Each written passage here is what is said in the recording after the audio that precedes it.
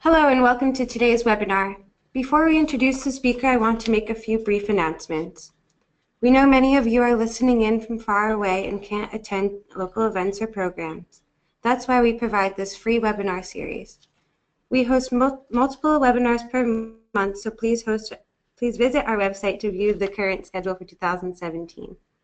Simply visit our website at www.johnson-center.org and click on the webinars link on the right-hand side.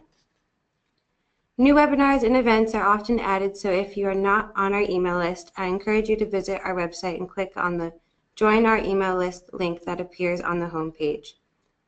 To get instant news and events from the Johnson Center, follow us on Facebook, Instagram, and Twitter, as we often announce grant and scholarship opportunities, research opportunities, and last-minute events and presentations there. We will have some exciting events and announcements in April for Autism Awareness Month, so be sure to sign up. You can find links for these events on our website at www.johnson-center.org. We have some exciting things going on in April in honor of Autism Awareness Month. Visit www.takeactionforautism.org to learn more. There is a great online auction that opens this Friday with lots of wonderful things that you and your family can enjoy, so check it out. And be sure to follow our colleagues at the Autism Research Institute as they host their own webinar initiative, and they share some great resources on their website and social media pages. Before we begin the presentation, please note that questions may be typed into your control panel throughout the presentation, and time permitting, they will be addressed during the presentation. Also, for those who have requested copies of the presentation, we don't send out presentation slides. However, we do post recordings of all our free webinars on the Johnson Center YouTube channel, found on YouTube/The Johnson Center, with no spaces, and subscribe to get full access to all our recorded webinars. If you would like a certificate of attendance after today's webinar, look for a follow-up email in your mailbox 1 hour after the webinar concludes. It will contain instructions on how to download your certificate. Now, please welcome today's presenter, Wendy Richardson, Senior Project Manager here at the Johnson Center. Thanks, and thanks everyone for joining us today for this webinar, Parents and Privacy, Considerations on the Digital Footprint We Create for Our Children. This presentation is about how we as parents can have a role in creating an online presence for our children, as well as the benefits and concerns that we need to consider when doing so. I'm going to talk a lot about the different ways digital footprints arise, how they can impact someone even years in the future. I'm also going to emphasize online safety and privacy concerns that aren't always easy to recognize, but that are incredibly important to consider, especially when the footprint you are creating is not your own, but someone else's.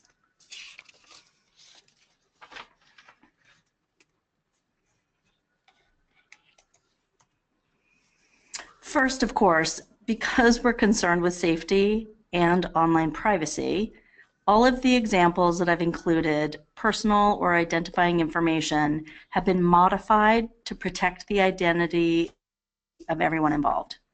Some information you'll see, I blacked it out. Sometimes we chose stock photos or just use initials.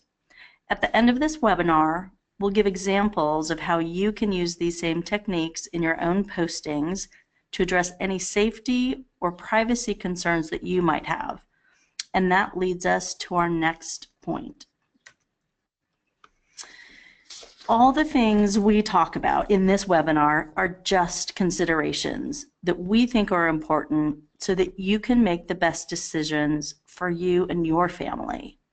So this isn't about right or wrong answers.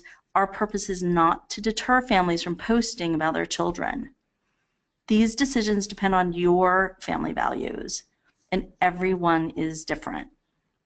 Our purpose is to bring up some considerations or concerns that aren't always obvious in the moment. Social media is still fairly new, And so we sometimes have no idea what effects an online action that seems benign in the moment can have later on. Please take our points into consideration, but you should, of course, consider your own family values and situations first.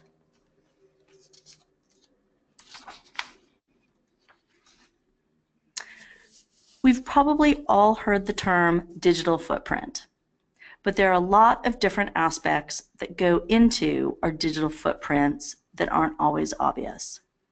First, of course, the umbrella definition is that a digital footprint is information about a particular person that exists on the internet as a result of their online activity.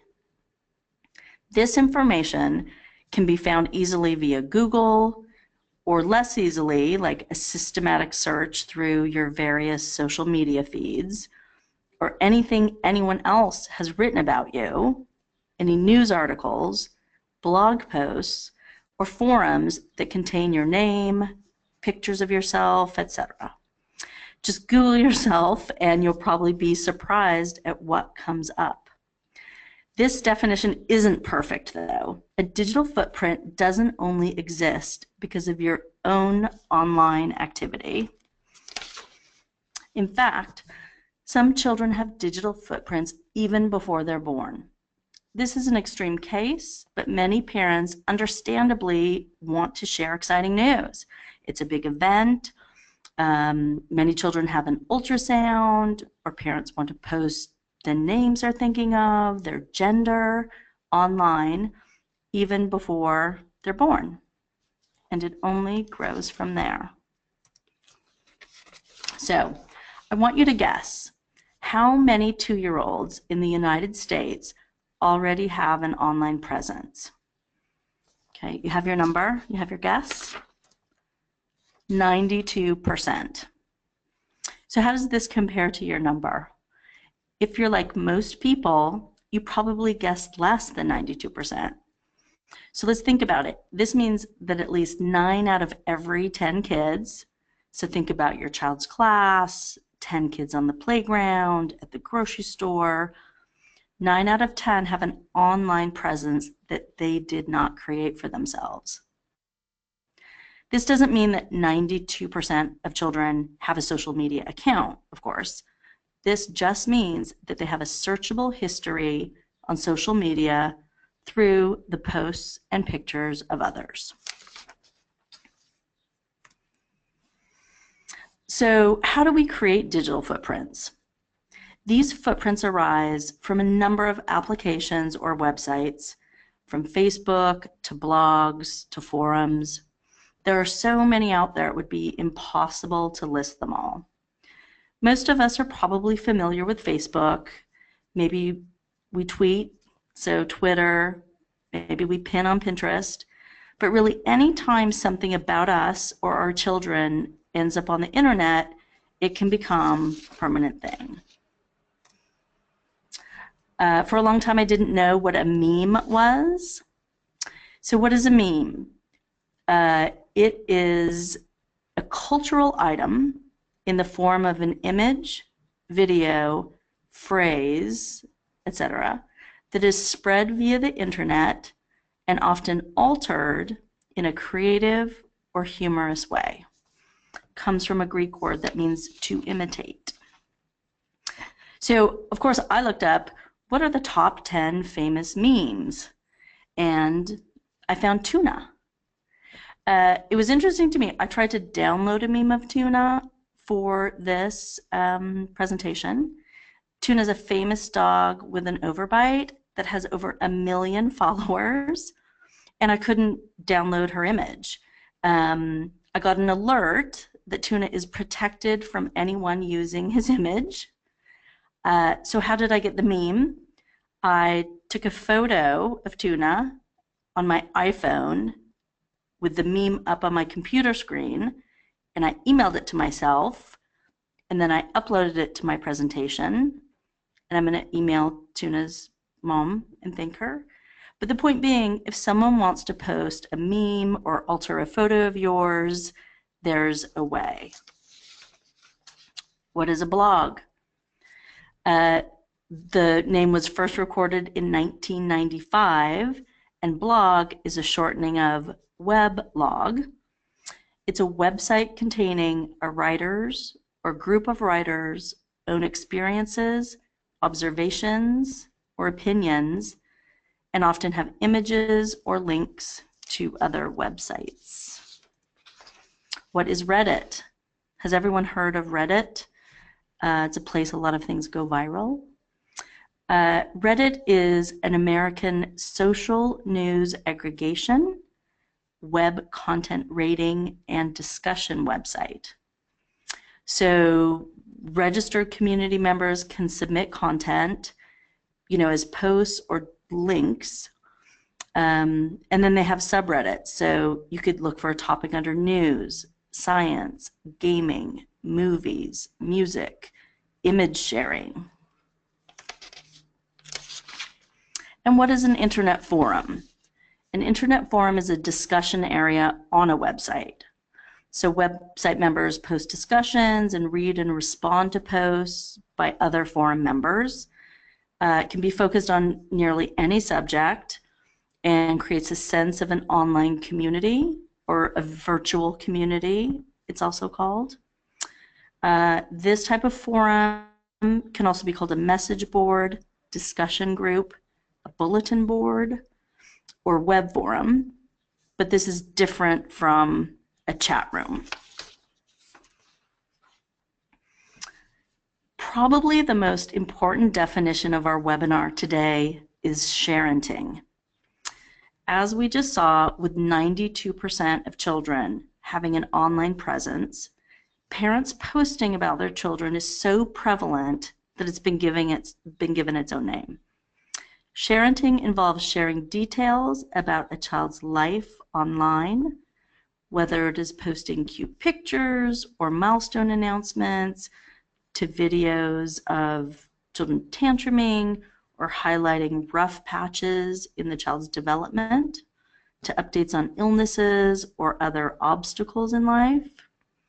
Although we don't want to suggest that Sharon Ting is negative, we do want to emphasize that the digital footprints we create are permanent.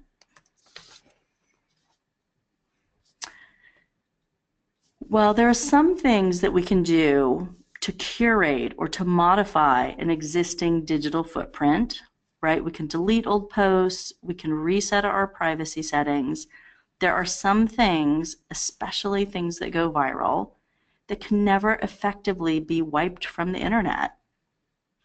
In the case of children, when they inherit their digital footprint as an adult, they will have nearly 2 decades of an online presence that they cannot realistically modify if they dislike elements of it. This would concern anyone, but it's not necessarily easy to think of 2 decades in the future when we want to post something about our child now. This is why we want to talk about the things that we should, in general, consider. In particular, we're concerned, of course, with the digital footprints parents create for their children, but we want to focus especially on the footprints that are created for children who have developmental delays, chronic illnesses, or anything else that would make their online presence more vulnerable to discrimination of all types or a violation of their privacy.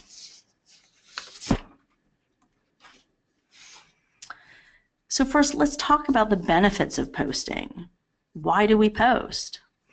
Sharon Ting isn't all bad.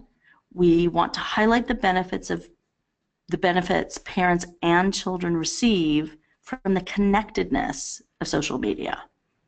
Also, when Sharon Ting does end up a problem, knowing the positives and what parents get out of posting is important, because that's where we can find alternatives to posting that can still meet these needs.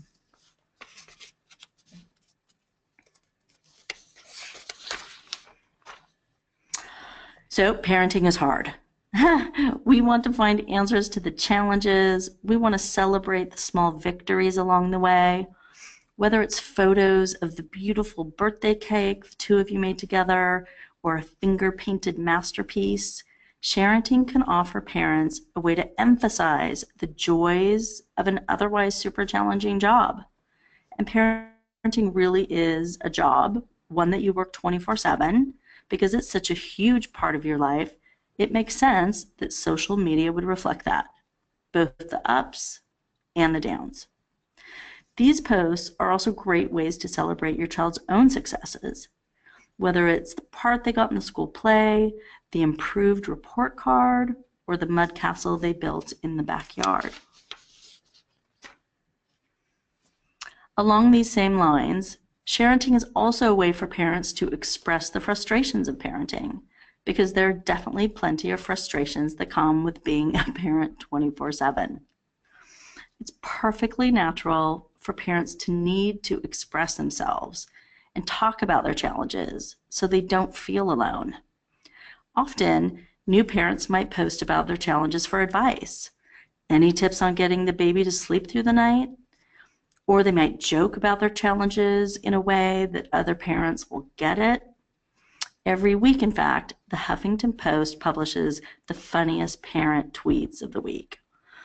These tweets abound with wry humor about always being late, drinking entire pots of coffee, being in desperate need of a shower, about words they'd use to describe their children. I see relentless a lot. Or how the training for being a parent should be walking on Legos while listening to the same song on repeat. These posts can offer stress relief and also help make someone feel like they're part of a larger community that understands what it's like to be a parent. Sometimes, of course, the posts aren't always so humorous. If something happens, like your child gets kicked out of daycare, or if you're having to deal with a bully at school, or a teacher who isn't understanding, this can understandably lead to a little venting on social media. But even more importantly, this kind of posting, expressing frustrations, venting, or looking for community, happens often when the child in question poses unique challenges to parenting, like when the child has a developmental delay, illness, or other special needs. In these cases especially, parents might also post looking for advice. If their child is beginning to show signs of certain conditions, it's perfectly natural to turn to your Facebook parenting group and ask if anyone else has had a similar experience, or ask if they should be worried or see a doctor. If a child has already been diagnosed with a condition, a parent might turn to parents of kids with similar needs to ask how to handle certain situations. They can ask if anyone has given their child certain medications or been through different therapies or procedures, ask about the best doctors in town, or what others think a best course of action is. For all kids, not just those with developmental delays, illnesses, or other special needs, parents can often seek advice for how to handle different parts of their children growing up, from how to handle certain behavior or attitude problems to approaching setbacks. Maybe you want to look for a tutor if your child is having difficulty in a class. There's all sorts of advice that parents might look for online. Community support. Some parents ask for prayers on social media or otherwise reach out to supportive members of organizations in their community. This community support can be very important to parents, especially when they feel that they have extra challenges to deal with that a typical parenting group might not be able to address. For families who are religious, faith can be an important part of their healing process, and this can be a way that they still feel connected with that community, even when certain challenges make it difficult for them to actually attend the services they otherwise would want to. Posting for support is also a way to keep family and friends up to date on the child's progress, on victories, setbacks, especially when friends and family members live far away. Social media is also instantaneous, so there's no need to call a dozen people or risk forgetting about someone when you're updating the entire family on events.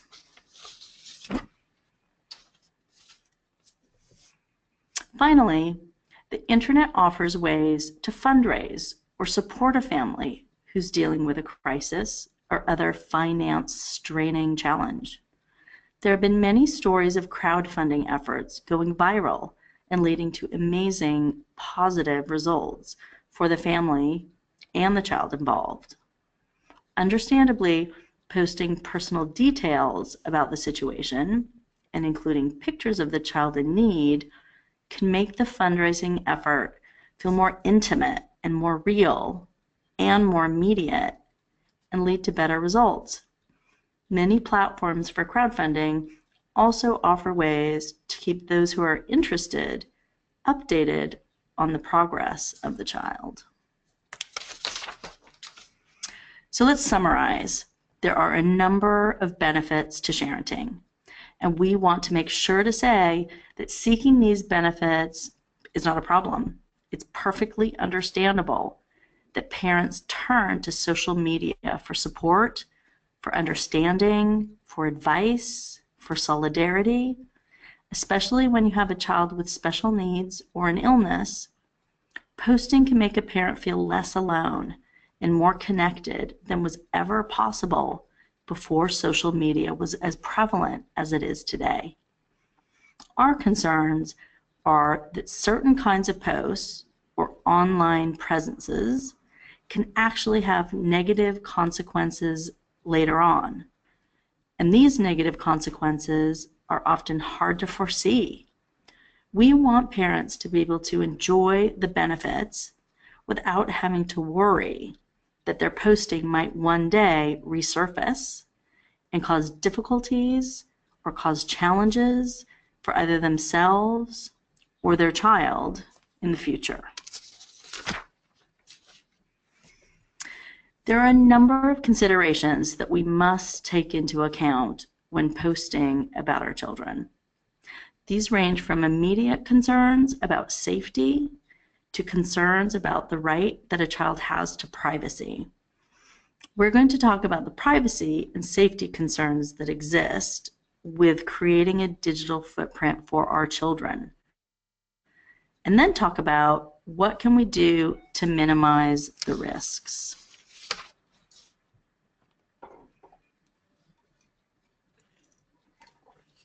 Social media is becoming even more important in our daily lives and in our professional lives. It can influence how others see you and will only become more important in the future. As we create a digital footprint for our children, we are directly influencing how they will be seen by the world, or at least how their childhood will be seen by the world. As children get older, the footprint is like a history that they have to deal with and handle, potentially for the rest of their lives. We are, in a way, building an identity for our children. While it might be perfectly harmless for the world to view your 6-year-old as a mischievous prankster or a sassy drama queen when they are a 6-year-old, this identity can follow them as they grow older and mature as individuals. We all grow out of our childhood selves, and descriptors might not apply anymore. Furthermore, certain labels become part of our identities that can be restrictive or even damaging to us when we're older. Take the example of a gifted child who has always been in the honor program in elementary and middle school. Their parents, who are understandably extremely proud, constantly talk about the award ceremonies and make comments about their child being incredibly smart or maybe even a child genius. And as a result, and again understandably, the child starts to identify with the label of child genius. A number of children who breeze through elementary and middle school, of course, are confronted with new challenges in high school or in college. And all of us will eventually reach a point when we're not the smartest person in the room. Many college students who were the smart kid in school say that the transition was very difficult for them because these new challenges were seemingly opposed to their internalized identity. So this isn't to say that being challenged at school is indicative of intelligence, but it makes sense that it's more difficult to admit that you're struggling or that you made a C in calculus when the expectation is that you'll breeze through it without a problem. Now, however, imagine if a parent didn't just talk about their child being a child genius. What if they posted consistently about it? The child has inherited an online persona that labels them, perhaps for years to come, as the smart kid. How much more difficult would this make the transition? And how much more difficult would this make the child's effort to forge a new identity in light of their new challenges? In fact, depending on when this transition takes place, others can learn about this identity and make the transition even harder. So what if a group of peers in high school sees it and teases the child, saying, "You thought you were so smart," or something similar? This can apply to a variety of situations. A child who has been painted as the troublemaker might be expected by teachers to act like a troublemaker, affecting how they interact with them. The child might even learn that this is what is expected of them and begin to play the part. Building an identity is a very personal process, and we need to be careful that we aren't building these identities for our children. So what about you? What labels were you given as a child? Were you known as the sneaky kid, the goody two-shoes? Did your parents ever call you a drama queen or the smart kid, or see you as the white liar, as reckless or moody? I personally may have been a chatterbox. So what characteristics have you grown out of and are happy that you left behind? Did you ever make a mistake or a bad choice, like being mean to someone as a child, perhaps even a bully? Or did you get into trouble for something huge that you're glad no one has a tangible record of? And what if a tangible and searchable record did exist? How much more difficult would it be if those around you had access to your childhood in that way? The idea of building an identity is particularly important when talking about children with developmental delays, illnesses, or other conditions, say muscular dystrophy, that parents might feel the need to post about. Families with a child who has a chronic illness, for example, would definitely have a lot to post about. Chronic illnesses pose unique challenges to parenting and family dynamics. As we mentioned before, posting about our experiences offers us a variety of ways to find comfort and solidarity and support. And we're not saying that parents of kids with chronic illness should not talk about their life as caregivers online. However, there are a variety of ways that chronic illness itself can be construed, and not all of them would necessarily be what the child would prefer.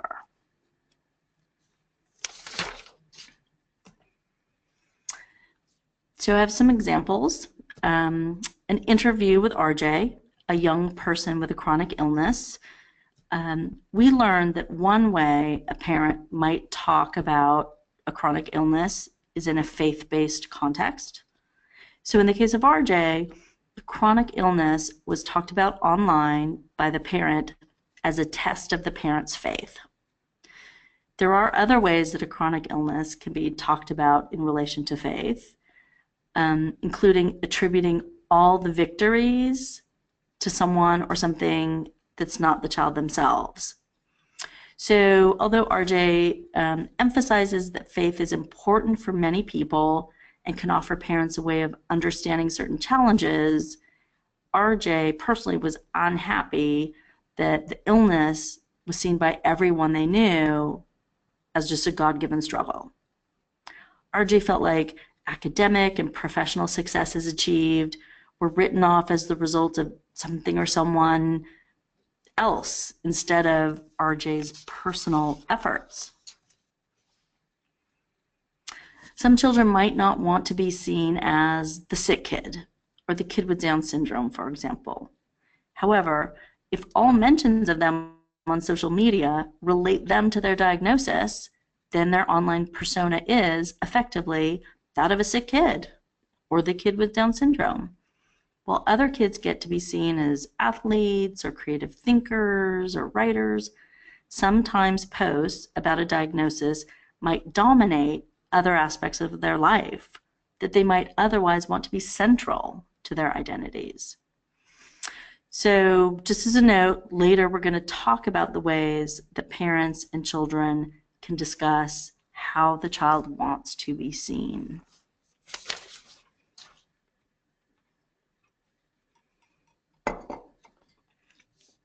We'll end this section with a quote from the interview with RJ. Just like any other person, you want to have some control over what people think of you. But when someone else is spinning that story, you end up being given this identity that isn't quite yours. We think that this is important to think about as we move forward in our discussion of digital footprints.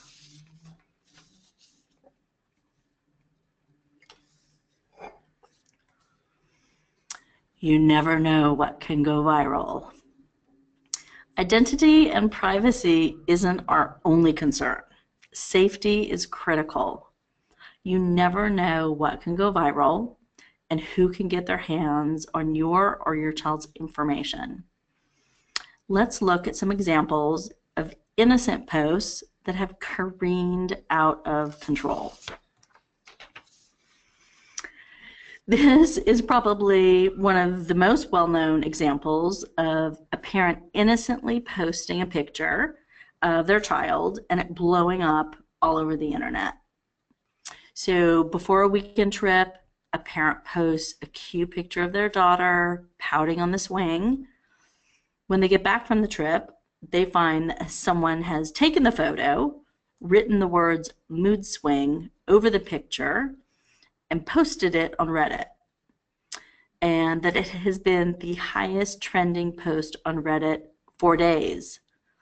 So this meme went so viral that years later, the dad was at his office walking down the hall, and he saw a poster of his child hanging up in a co-worker's cubby years later. So the thing to note is it wasn't a case of poor private settings either. A friend saw the photo, decided to download it, wrote mood swings on top of the photo, and posted it to Reddit, thinking he'd get a few upvotes because the child was so cute. And he was right. So harmless things go viral, and how spontaneously it happens is scary. So digital kidnapping. Sometimes the repurposing of images isn't innocent, as in the case of the mood swing meme. Digital kidnapping is when images of someone, especially children, are stolen and repurposed for inappropriate or illegal means, identity theft, or to gain likes for other projects. Make sure that not only your privacy settings are watertight, which we'll talk about later, also make sure that those who have access to your photos are aware of your privacy standards for reposting. This is probably the most popular kind of posting about a child that goes viral. Anesthesia. These videos, if they don't go viral, they're often passed around at school or between parents for a laugh. Unfortunately, how do we think that peers are going to react to this? It might seem funny at first, but peers can use this video to poke fun at the child. Furthermore, this child in particular, with 125 million views, is probably never going to be able to remove this video from the internet. There are articles written about him 7 years later. While there has been no indication that this child feels as if he was negatively impacted by the video, there are examples of children who are the subject of viral videos who did not like the attention and tried to get the video removed. The problem is that getting a viral video removed is not exactly easy, or in many cases, even possible. Funny posts or videos are hardly the only thing that go viral. In this example, a picture of a 10-year-old with pediatric cancer, complete with a long post with a core message of, "This is what pediatric cancer is like," was posted by a parent and has since been reviewed tens of thousands of views. Again, we do not want to villainize or discourage parents from talking about their experiences as a caregiver online, but this was more than talking about one's own experience. This is more specifically the experience of the child, and a very personal one at that. We wonder what the child thought of this photo being posted in the first place. Did the child want his most memorable and well-known online picture to be that of him in a pull-up? And no matter what his opinion was about Facebook friends seeing this, it's safe to say there probably wasn't any preparation for tens of thousands of strangers seeing it too. Viral or not, the posts parents make can easily fall into the hands of peers at school. If the post is embarrassing or even just different than the identity the child has developed at school, say an older brother sweetly agrees to play dress up with his younger sister, and now there's a picture of him in a silly child's uniform costume. Other children can use this information to tease or even bully someone else.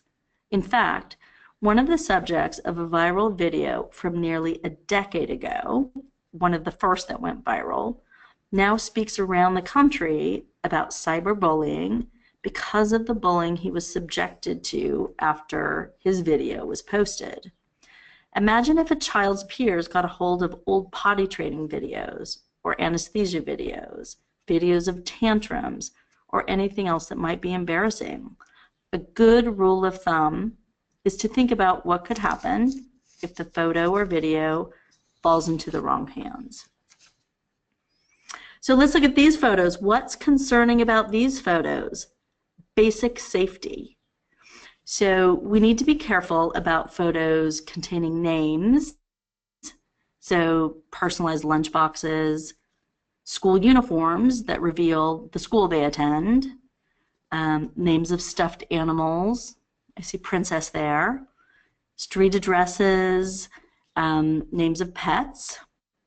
You'll see the redheads in the corner there. They're wearing necklaces. One says Fluffy and one says Spike.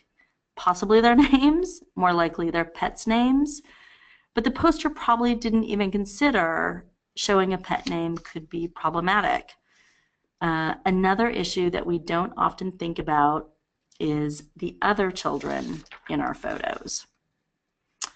So the average person uploads 30 pictures of children who are not their own per year. Often we post photos from school events or sports classes our children are in. Do we know the posting wishes of their parents? Rule of thumb: don't post unless you know the parent wants their child and possibly identifying information posted. So let's talk about the footprint concern about employment discrimination. When your child starts interviewing for jobs, it is possible that parts of their 18 years of footprint will be accessible to employers. Stop and think. Will posting about this chronic illness or hospital stay or delay impact my child when they're job hunting? Another case study said, once my mother dropped something off at work for me because I was in the hospital, and promptly told everyone in the office about an unrelated, much more private health problem I had. This is serious. It's my right to not disclose that information to my coworkers or employers, especially considering that some workplaces might discriminate against those with chronic conditions. It's illegal, could be unintentional, because they think that the person can't handle the stress or do the work, or even the well-intended, oh, let's not give her that hard project, let's protect her since she's not well. The case study said, my mother violated that right, but it's seen as an innocent mistake. So even though that was an in-person incident, it's actually very likely that this sort of disclosure can happen online and cause employment issues. Another footprint concern, insurance discrimination. In the future, when your child needs their own insurance policy, will insurance have access to their digital footprint or parts of it and be able to make decisions based on postings of the previous 20 plus years? When mistakes are permanent. So, teen recovering after drug overdose story goes viral. Discrimination may result from having a tangible record of past mistakes that otherwise wouldn't make it into a background check, or that you wouldn't disclose on a job application, right? So in this example, a parent posted about a teenager who was hospitalized for a drug overdose, and this story went viral with almost 500,000 people seeing it before the post was taken down. So now your private update to your friends has turned into 400,000 friends that you didn't know you had. This is an example of how difficult it is to remove something that has gone viral. The post was removed about the drug overdose, but numerous articles have been written about the post, including a transcript of the entire text. At least one of the articles we came across was from a popular, well-respected source, CBS News, so it's not like it will only show up on sensationalist websites. It might end up on the local evening newscast. So how do you think this record will affect a young person trying to apply for jobs in the future? I'm going to breeze through this one. This was another case study where a parent posted on Facebook, you know, thank you so much for the prayers. They've been answered. Our child is home resting after a pulmonary embolism 2 days ago. She's going on blood thinners. The whole where, when, how, high, medical history, treatment plans, medications was posted, as well as a map and the checking into the hospital post. The case study said, you know, what if I don't want certain people visiting me? What if I don't want my location where I'm bedridden to be publicly broadcasted? So this, you know, was seen by 75 people that she didn't even know. So what is actually being done to combat privacy and safety concerns of posting about children online? Sharon Ting may be in its infancy, but there is increased awareness and measures being put into place. Currently, an 18-year-old woman from Corinthia is suing her parents over posting 500 images of her without her consent, the local Austria reports. The images were shared with her parents' 700 Facebook friends. Her father told the news outlet he has the rights to the photos because he took them. There are discussions in France that soon parents could face penalties of up to a year in prison and a fine of $46,000 if convicted of publicizing intimate details of their children without their consent. So what can we do? Those things are happening, but what can you do now? Because it's not just up to the courts and the government to protect our children's privacy and safety online. There are a number of things that we can do ourselves. So what percentage of people haven't revised their privacy settings in the last year or don't know how to? So I'd like you to guess. Everybody have their guess? 85%. So was this higher than you thought? I actually thought more people would not know, like me. So we want to stop and think, when was the last time you checked your settings on all of your social media? Who sees the photos of your child? Privacy settings change all the time, so you might be surprised what you find if you look. We suggest pick 2 dates a year, maybe those dates that you always check your smoke alarms, you know, New Year's Day and 4th of July, to remind yourself to double check settings any place that you post. Another great way for private information, especially anything medical or sensitive, you might find that everyone on your Facebook friend group doesn't need to know that particular information. One way to still use the benefits of social media and the instantaneous updates it offers is that you create a private group that only trusted viewers can have access to the posts. This can be a great way to get sensitive messages out to everyone who needs to know it, without also alerting your entire Facebook friend group too. Of course, parents still might need to talk about their experiences as a caregiver on a more public forum like a blogging site.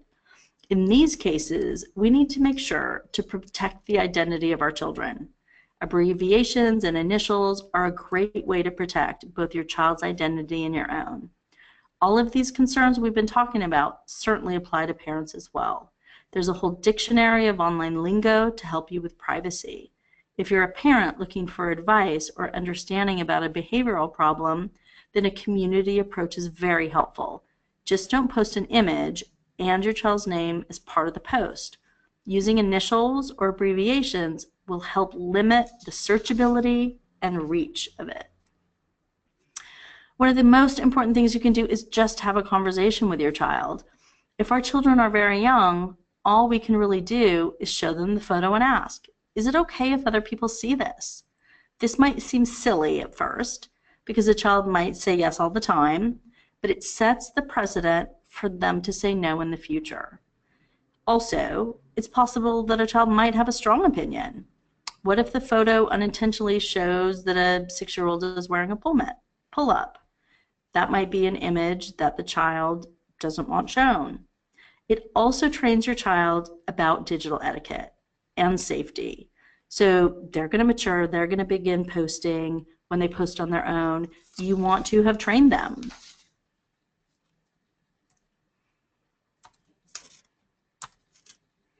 So as the child gets older, the conversation might expand to a more detailed agreement about what and to whom certain information can be posted online.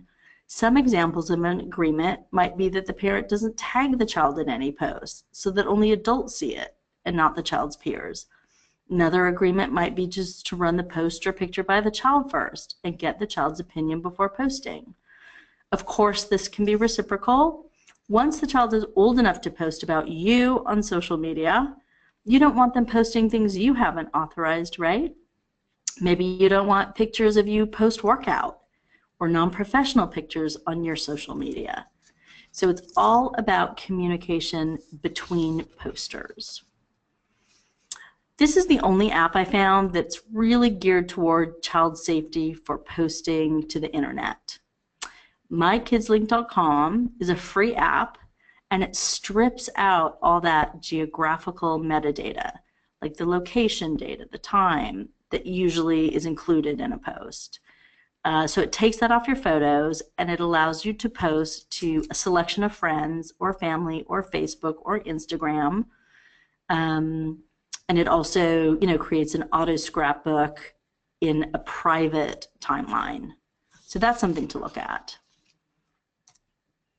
Set up a notification to alert you whenever your child's name appears in a Google search result.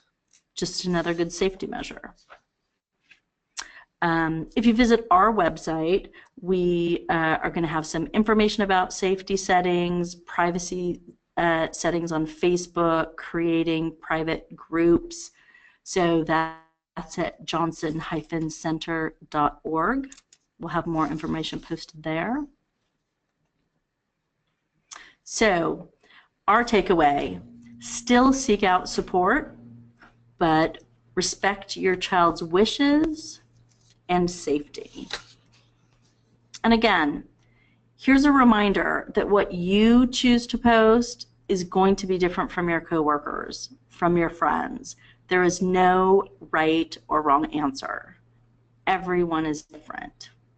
So you'll find your comfort zone about how much information you want to post about your child and in creating their digital footprint, and then make sure your friends are clear about your posting limits and your wishes. Thank you and happy posting.